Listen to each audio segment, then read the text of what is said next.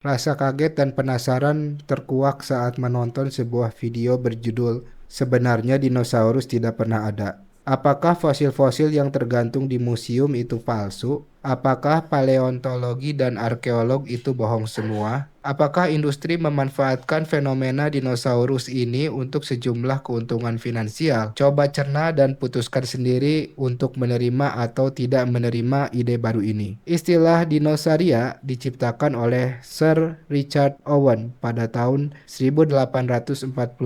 Sebelum ada satupun fosil dinosaurus yang ditemukan, beliau secara kebetulan dari Royal Society dan pengawas Departemen Sejarah Alam Museum Inggris. Bagaimana mungkin sebuah spesies didefinisikan secara teori terlebih dahulu, lalu tiba-tiba ditemukan secara massal tepat saat teori evolusi sedang populer? Tidak ada peradaban kuno yang pernah menyebut atau menemukan tulang dinosaurus sebelum abad ke-19.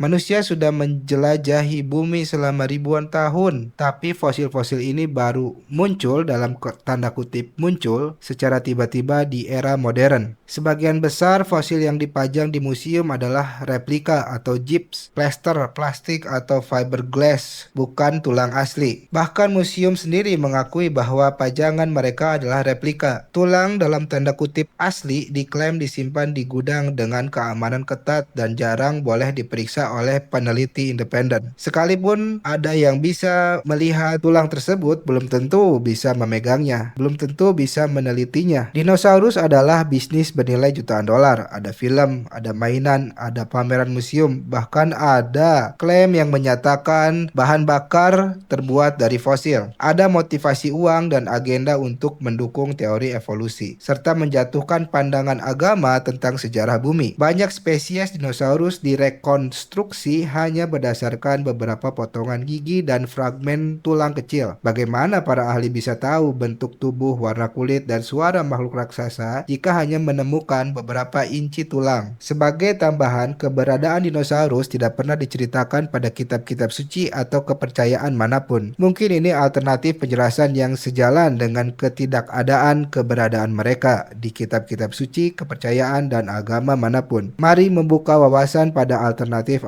teori, pemikiran, atau teori sejarah. Karena alternatif-alternatif tersebut itu sangat luas dan banyak. Kita tidak harus meyakini satu hal dan menolak hal yang lainnya. Kita mencoba memahami agar otak kita terlatih. Terlatih untuk terbuka pada segala kemungkinan dan terlatih bahwa segala perbedaan adalah hal yang lumrah tanpa harus berkonsekuensi pada konflik atau kekerasan.